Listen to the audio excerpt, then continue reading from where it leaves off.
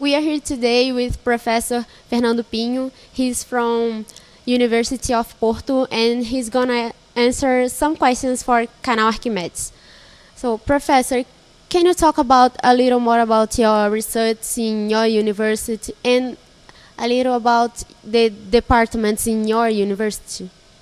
Okay, so University of Porto is today the second largest in Portugal. It has a very wide range of topics that are studied over there. And I'm coming from the Faculty of Engineering and specifically from the Department of Mechanical Engineering. Our research in our group is essentially on fluid mechanics. We have three lines of research, one on energy, another one on basically multi-phase flows, and the third one, where I do my research, involves complex fluids, let's say non-Newtonian fluids and microfluidics.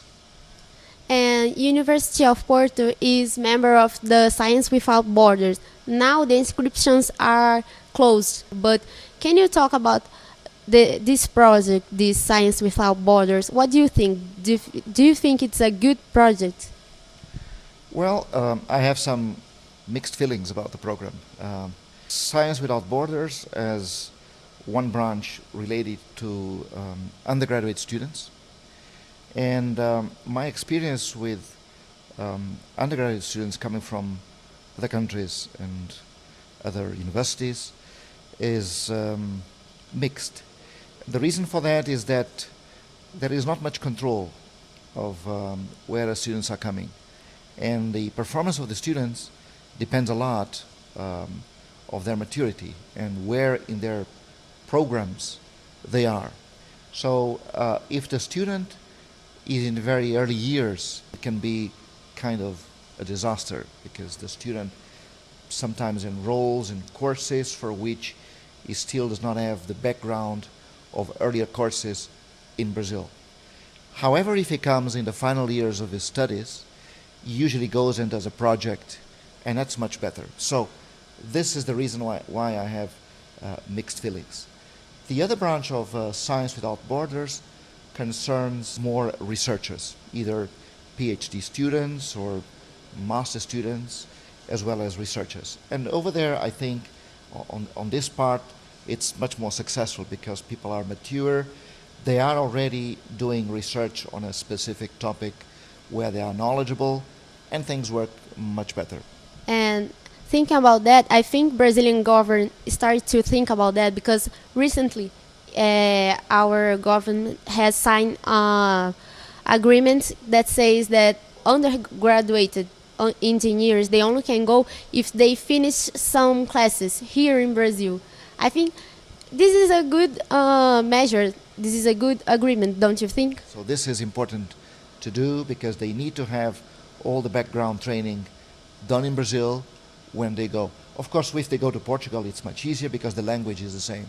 But we are discussing we're discussing this issue without the language issue. So it's very important that all the basic studies are done in Brazil, so that when they go already for specific courses, they go into projects, and also gives them the opportunity to know those foreign countries, then to know their culture, to know the way those countries operate, because that's the important, I think it's the most important thing they can bring back to Brazil is not so much what they study, but the way they see the societies operating, and to bring back to Brazil the experience of other cultures and the way their societies operate. And what can you say about the Brazilian student? Portugal is the country that has more Brazilian students. Do you think they are applied to be there? Do you think Brazilian students are prepared to study abroad? Well, again, when you get a good student is a good student everywhere. A bad student is a bad student everywhere. Let's say the general answer to your question is yes. Of course, in the particular case of Portugal, because the language is the same and the culture has a lot of similarities, it's very easy to adapt. And that's part of the reason why so many students have been going to Portugal. They don't have such a strong cultural shock when they go out. Also because we do a particular effort to receive foreign students, whatever their nationality. So they're always very well received, and things work pretty efficiently to receive them, and things work usually very well. And another fear of Brazilian student is that to lose the semester when they go outside, because there are lack of agreements between the universities. So many classes don't match with each other. So do you think it's still benefit for a student to go outside, although he will lose a year or a semester?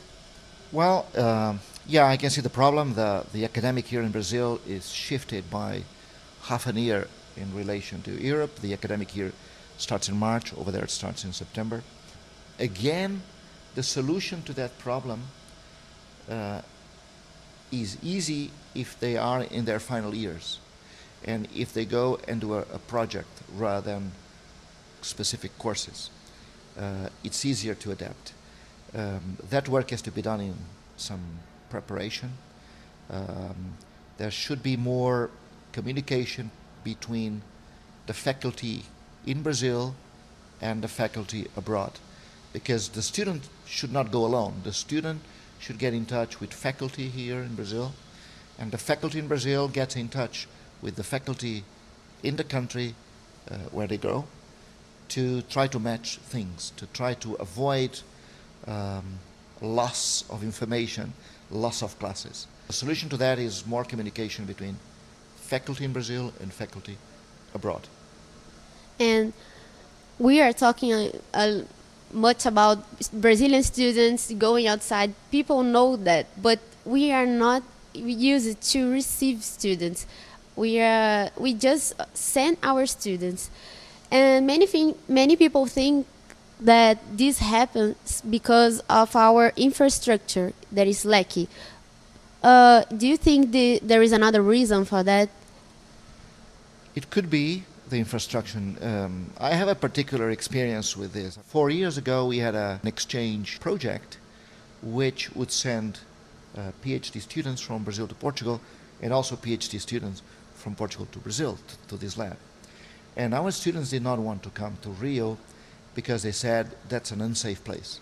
So these answers, at least specifically for Rio, which, and for big cities like São Paulo, where there is a lot of crime and students are afraid.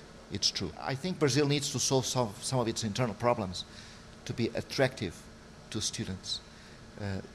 Brazil is attractive for a tourist to come, but for students, I think many students are afraid to come because of safety. Safety is a big barrier. And to finish, can you, Professor, send a message to all the students that it's watching this interview? Brazilian students, or? Yeah, Brazilian students that wants to do exchange program. Well, they should, of course.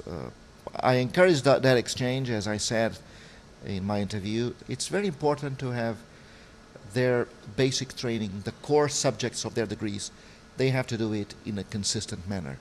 And that means they should not go abroad in the first years.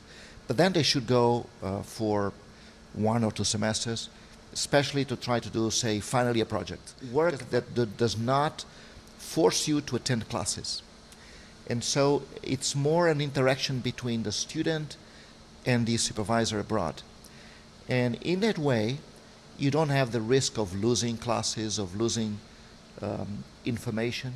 And you also have the time to go and meet the society where you are traveling, to see how it operates, to see how those countries work. So they should go.